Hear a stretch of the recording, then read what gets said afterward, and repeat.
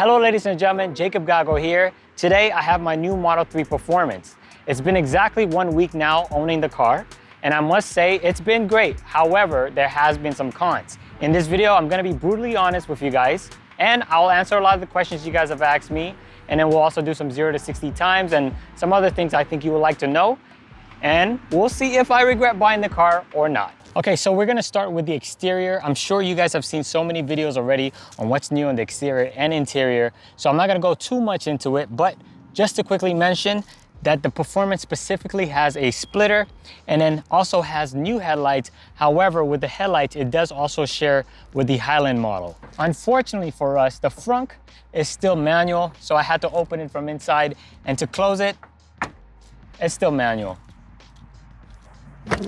Being that it's a Performance, they could have motorized that, but maybe I'm asking for too much. And then coming to the rear of the car, we now have the carbon spoiler. It now spells Tesla in the back instead of the logo. And then we have the Ludicrous badge, whether we're calling it that or not. We know we're not calling it the plaid badge, but we'll call it the Ludicrous badge. And then we got the rear diffuser. You can't see it, but underneath this car, there is a speaker also in the back. Whether that's for fart noises or the speaker, because you could talk through your phone, which would announce through the car, or that's just where the horn's coming from. I don't know, but there's a speaker in the back. At first glance, when you look at the side of the car, it looks like it could be a long range. However, what gives it away is the wheels and maybe the spoiler and then maybe the headlights. But with the spoiler and the headlights, you probably have to pay attention. What more likely is gonna catch someone's attention is the wheels with the red calipers. I do wish, however, Tesla did a better job differentiating the sides, maybe making it look more aggressive. Something like the M3 or M4, you could definitely tell from the side, it has a different body kit. Speaking of the wheels, the front is gonna be 19-inch and the back is gonna be a staggered 20 inches. So the nice thing about these wheels, it's actually doing a lot. It's supposed to help with comfort, more range, better cornering, and also aerodynamics. We'll get to the ride quality section soon, but I must say, these guys are doing their job. Looking at the design, I'll be honest, when I first saw it, I wasn't really feeling it. I actually preferred the prior gen Model 3 Performance wheels, but then I saw it in person, it's actually way better. And I'm kind of in love with it. It's not that easy to see, but you do get larger brake rotors, calipers, and Performance brake pads as well. I've had the 2021 Model 3 for a long time. I would say in 3 years, I didn't really rack up a lot of bugs in front. But for this Model 3 Performance, I don't know if it's the speed or what, the bugs are accumulating like crazy and they're dying left and center on it. There's a bug there, bug here, blood here. And I just cleaned it right before doing this video. And so that means on the ride getting here, I've already accumulated 3 bugs. So now let's talk about the interior of the car. One of the biggest leaks that everybody saw when the Performance was first leaked was the seats. The Performance model gets new seats. Although these seats cannot massage you like a Mercedes car, at least you get heated seats. And then in the hot summers, these ventilated holes come in handy. It'll shoot out cold air. Something I really love about these seats is actually the Ludicrous badge. Although I wish it was white, at least it's still cool to have it there. If somebody was looking from the outside in, from the front of the car, they could see these seats and the badge, and it just speaks Performance. I do still have concerns on whether these seats are gonna wrinkle. I mean, so far, obviously it's a new car, so I haven't experienced that. But if you go to some showrooms, you will see the seats are very, very wrinkled and it doesn't look nice. Obviously, one of the main things that I think I could do to avoid that is make sure people don't sit on the side of the seat, but on the seat itself. Something else, if you notice on the sides here, they're a little more poked out, like they're more bucket seats, right? So it kind of grabs you. When you're first in a showroom, you sit down, you're obviously like amazed and like, wow, like this is great. But when you own the car for some time, you could find that this might be actually annoying, because if you're buff, then you have to put your hand up here. And if you're a little more tinier, you might have to put your hand inside. So it's not too much of a hassle for me, because sometimes I could just put them on the sides, like right here. But I will say that for some people, this actually might be not so good. However, I don't want to downplay it because I've gotten used to it. Something you guys made me laugh about was my oily hair on delivery day. I was literally laughing so hard. So the good news is these seats are very, very easy to clean. As you can see, there is no grease, or even if there is, you might see water stains there a little bit. And so it's still drying, but however, it is easy to clean so far. Now, I did buy a leather cleaning solution and I find that it's left some residue. So in case you see a little bit of that, that's actually what it is. So I kind of put water over it to kind of clean it off. So maybe that's not the right solution for it. And I know these are more like vegan leather still, or faux leather, or whatever they want to call it. So I don't know yet on the cleaning. It looks like it didn't really like the Maguire leather cleaning solution. I love the new 15.4-inch display. The bezels are a lot more smaller. I do wish the bezels were a lot more smaller on the bottom end, but however, it's better than anything. The sides and the top are a lot more slim. And I will say the quality is a lot much better. Coming from a 2021 Tesla Model 3, I didn't feel like it was there, but now the resolution definitely, I don't know if it's 4K resolution, but definitely at a minimum, I'll say at least it should be 2K resolution. One of my biggest complaints back in 2021, coming from multiple BMWs, there was no interior lighting in the Tesla Model 3, but now they have introduced that. Now, this is not specific to the performance model. However, to the Highland also has it, and of course, the Ludicrous. The nice thing is you could pick whatever color you want from the spectrum, so I'm pretty sure you'll be able to find whatever color you want. However, what I don't like about it is when you are picking your color, it actually does get brighter in the car, and then when you click away, it gets a lot more dimmer. So I found a little workaround whenever you get this car, or if you have the Highland. What you gotta do is go to controls and turn off auto and make the brightness all the way. And that should solve whether it dies off or not. So let's see if we can find an obvious color for the camera. Let's say maybe orange. We click away, you see it's the same thing. So a little hack there. I don't know if many people know about that, but there it is. There is something else you can enable called Footwell lights. I generally keep mine off, but if you have it on at night, it's more visible. On your foot, you will see lights. Unfortunately though, these lights are gonna be white. I think this is a missed opportunity with Tesla. This should have been the same color with the interior light. So if I make it yellow, at a bare minimum, it should also be yellow on the bottom. I feel like BMW and Mercedes wouldn't have missed that because they actually do have that. Maybe this is something I'll retrofit later on. Tesla also changed the dome lights. It's no longer a button, it's now just a tap and another tap here. The crazy thing about these lights though, however, is they are super, super bright. I believe they're LEDs inside. The prior models had it a lot more softer. So I would warn you guys, if your car is messy and your windows aren't as tinted, if you open your door and you have your dome lights on, it's gonna be super bright and people will see what's inside your car. I usually keep my car clean, but for now, I'm gonna keep mine off till I figure out how to soften the white lights, but for now, it's just too bright for me. So now we talk about the steering wheel. Love it or hate it, one of the biggest things is there is no longer any stalks. So to put your car on drive or reverse or whatever gear is now going to be on the screen, and when you're signaling is now going to be on the steering wheel. For me personally, I'm actually a big fan of having no stalks. I do enjoy just keeping my hand here, and just whenever I want to signal, I don't have to move. It's literally right there on my thumb. However, the functionality is not there for Tesla. I understand the vision. However, these don't work like the Model S. I recently was able to drive the Model S Plaid, and that one actually was haptic feedback. This is like a hybrid of haptic feedback and a button. If you don't hit it at the right place, you're actually gonna keep clicking, but nothing would happen. However, if you hit it just closer to the wheel, more likely you will be hitting it at the sweet spot. However, I have seen also from other posts from Highland users that sometimes the button would get stuck. And unfortunately for me, I have encountered that many times. So what I'll have to do is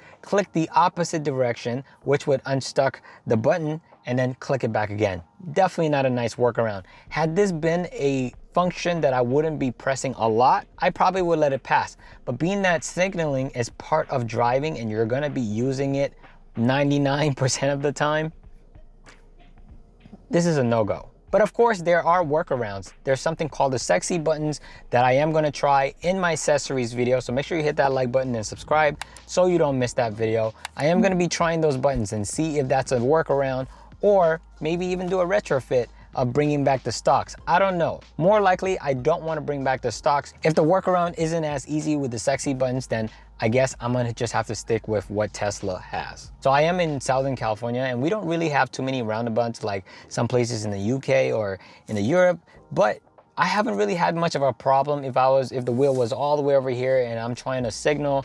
I feel like I would have signaled ahead of time. I don't know, but I really haven't had much of that problem. I have encountered it, I'll say maybe once, and it was inconvenient, but I could see how that's gonna be frustrating for places that have so many roundabouts. So quickly, just to show what's on the steering wheel, you have your signal, and then you got your high beams, and then this is actually a non-functional button. It's just letting you know that this scroll wheel could go up, down, or left and right. Coming to the right side of the steering wheel, this is gonna be the camera button, which is obviously gonna show the cameras. This is your wipers. If you hold it long enough, the washer fluid would come out to clean your windshield.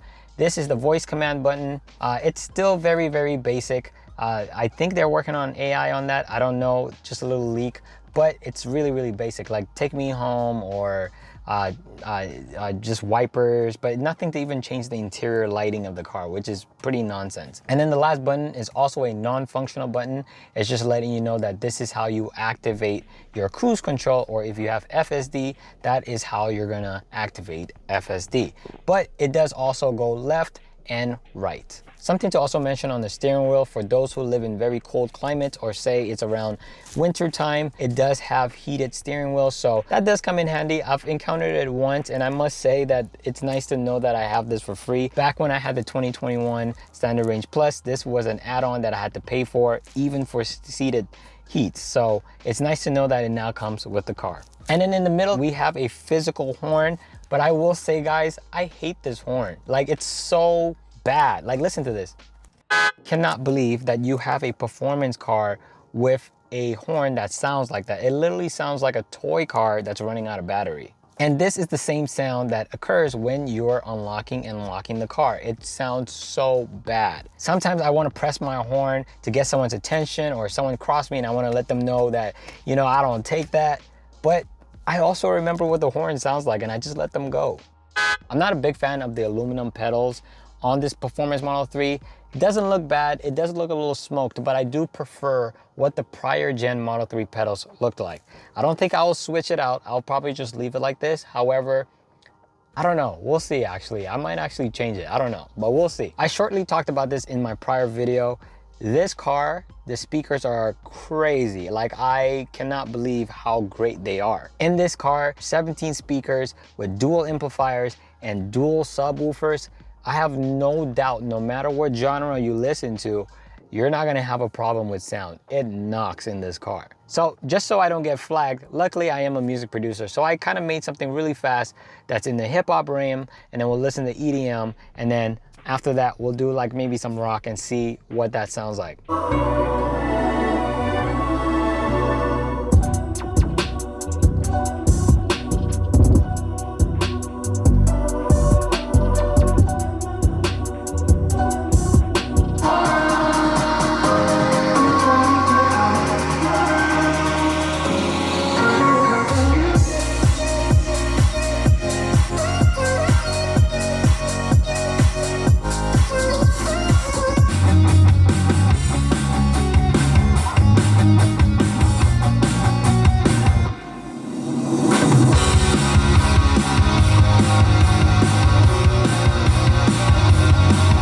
Okay, so you guys got a good idea of different genres there. I did produce all those songs, so we shouldn't get flagged on YouTube. Obviously, it's gonna sound better in person.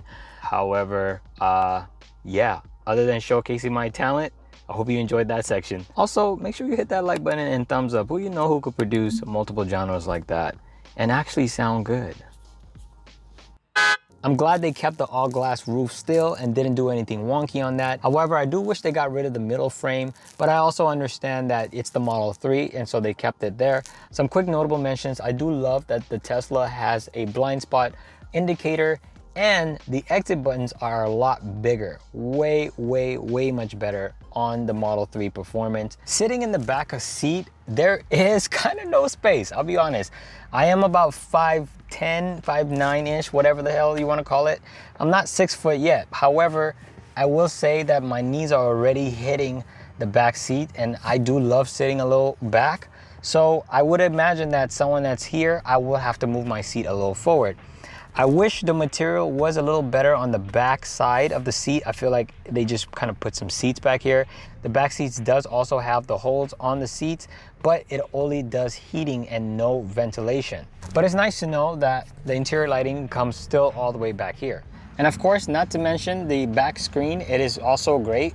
You could control your own air from here, and also entertainment, music, and whatever you want to do. Obviously, I won't be sitting back here, but it's nice to know that anybody that's sitting back here could connect their own Bluetooth device and hear the sound coming out of that versus the whole system of the car. So guys, I'm pretty sure you already know the different driving modes. There's chill, standard, and insane. I'm mainly usually driving in the standard mode only.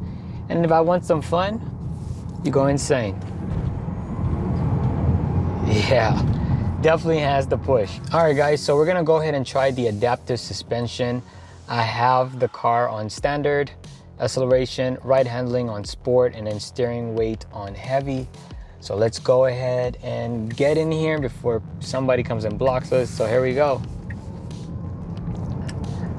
On the corners, I might turn a little late. I just wanna see how the car responds. All right, there we go. Obviously, we're not about to drift in here. So there it is, very nice. I like that little bend. There we go again. Nice, nice, nice. I love that the steering weight is heavy. Okay, so it looks like we got a bend right here. So here we go. Watch for incoming traffic. Nice. All right, and here we go again. Turning a little late. Woo-hoo. I like this. The bucket seats actually help a lot from me leaning too much to the left or too much to the right. All right, here it is. And as comes a bend, very nice. Stayed within the lane there. All right. And here we go again. Bending, all right. That was actually really, really nice. I am wondering though, how the car does with this U-turn. I'm gonna turn around. Let's see if we could do this in one shot. All right, so here we go. And no, looks like we have to reverse. So that's what I was gonna say. Is the suspension a Mercedes? No. However, is this good? Yes, it is great actually. So yeah, with most sports cars, you have to do that U-turn, but with Mercedes, that would have been a lot easier because the cars bend with the turns. So let's try this again. So I'm gonna turn it a little late again. There we go. Very nice. Very nice, very nice. Okay, here it is. I like. All right, and here we go.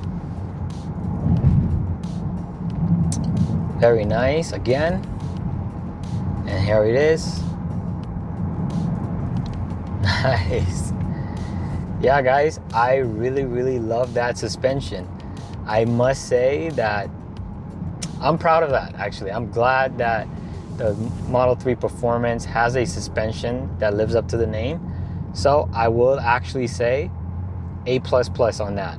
In the week that I've had the car, I haven't had the need to slam on the brakes for any reason.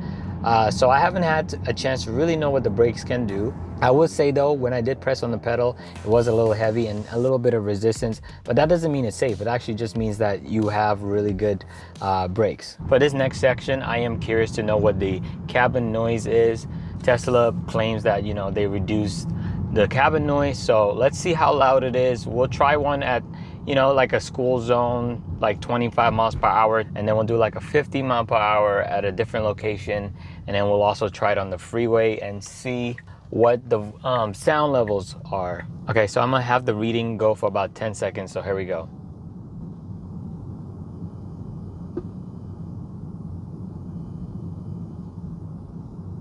So looking at the reading in a 25 miles per hour zone, it's about 50 to 50 decibels, which isn't too bad at all, actually. Okay, so let's go ahead and try around 50 miles per hour.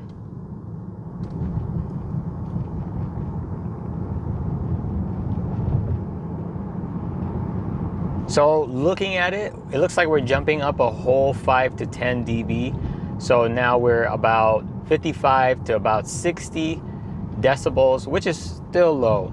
So it's not too bad at all. All right, so making a turn into the freeway. Let's go ahead and try to get anything above 65 miles per hour.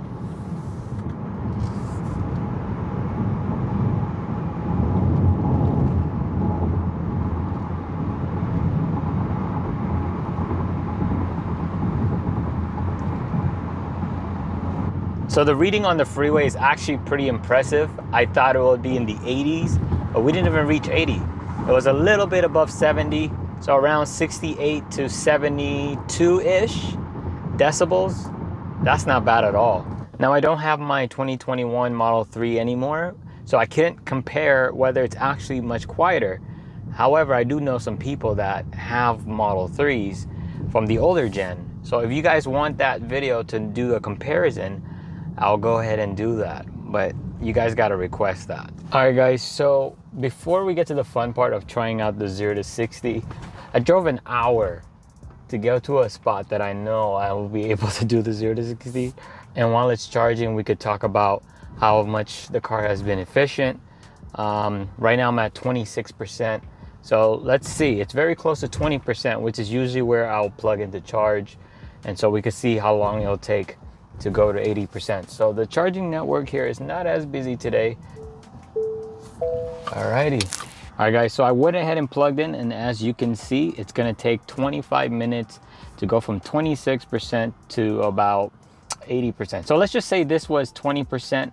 More likely this would show 30 minutes. So you could expect to go 20 to 80% in about 30 minutes, which I believe is close to what Tesla was claiming how long it'll take. In terms of efficiency, obviously I wouldn't rely too much on the numbers here, guys, because honestly, like, I've been playing a lot with the car.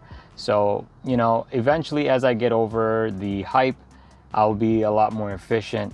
But if we were to just look at since the last charge, you can see that for the most part, I've been under the rated range. So I'm not doing too bad, okay? Yes, it says 6.7 more I've been consuming, but it's really not that bad. And then obviously higher the worse. So we want it as close as possible to the bottom. Looking at this is not too good, quite honestly, because, you know, these peaks especially are the times when I was probably in track mode or insane mode. So it's not going to be as accurate. So right now as it stands, it shows that I'm doing about 215 average. And that's pretty bad coming from a 296 car. And I'm only gonna say 296 because you can see that my rated range, see it says rated, that's what this bar is. That bar is going to show 296 as opposed to the 303 that they now say the performance models could go up to. So if we were to switch it back, now go to the parking. So let's do since last charge. So yes, it's saying that while I'm parked, the screen is using about 3.9%. I'm not really preconditioning when I'm parked, so that's going to obviously show a 0. Cabin overheat protection is taking about 1.5%. Sentry mode, I know I could turn that off at home, but I like to keep it on. So it is taking 6.1%, which is a lot. Quite honestly, that's a lot. The nice thing about this system, it tells you also some tips you can do, so then, you know, you could optimize your range. So once again, I wouldn't rely too much on this data. I think with time, I could probably do an updated video when I know my driving habits are a lot better. In terms of range, I wish Teslas had a range closer to 400 by now.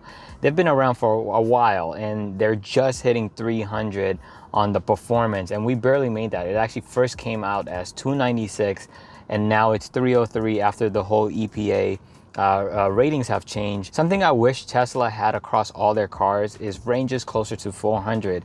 We're barely hitting 300, for example, on the performance, and then the other models are around 340, 350-ish.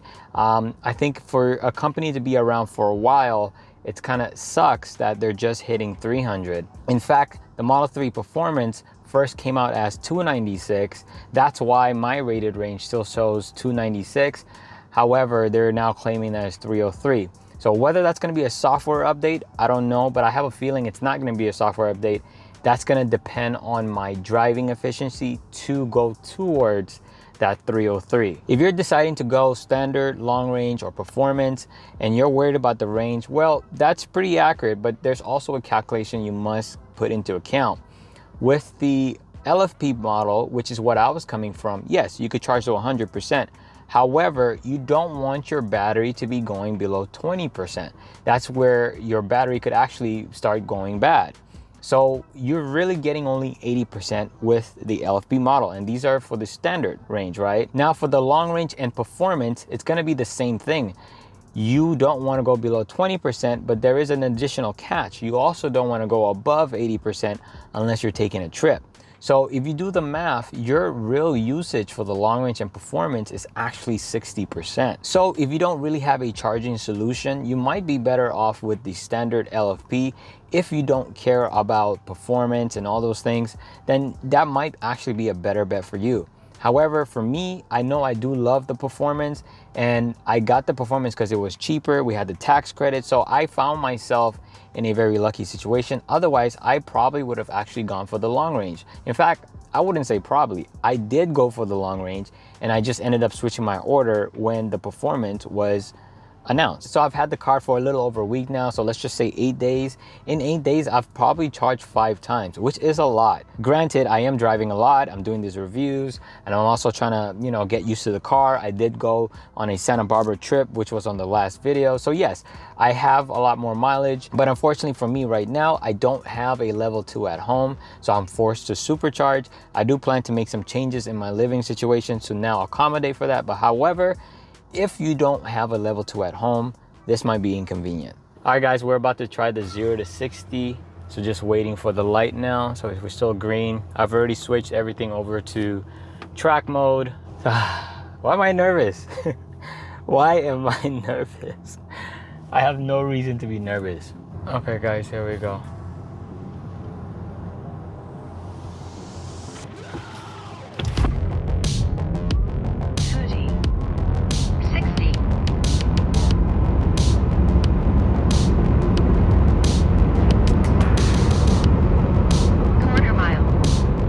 That was not 2.9, that was about 3.06. Quarter mile around 11 seconds.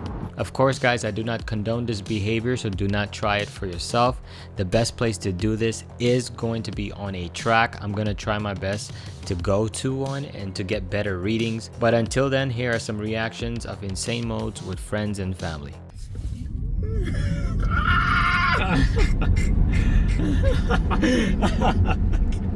You felt the G go.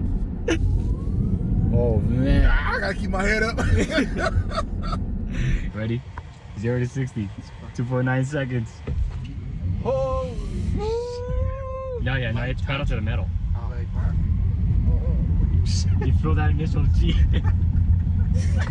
I told you not to. Yes!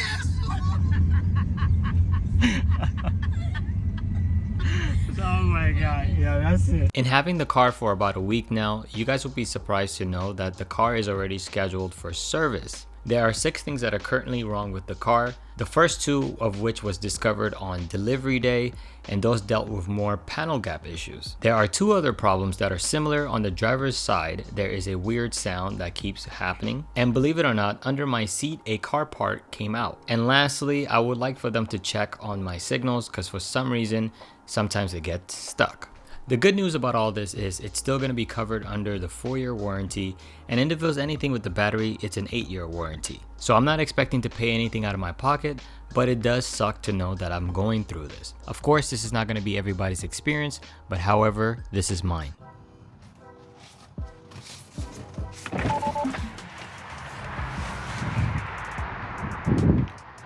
All right guys, so the question of the day is, was the Model 3 performance worth it? If I was to be fully honest, yes. I am super excited and still happy that I bought this car.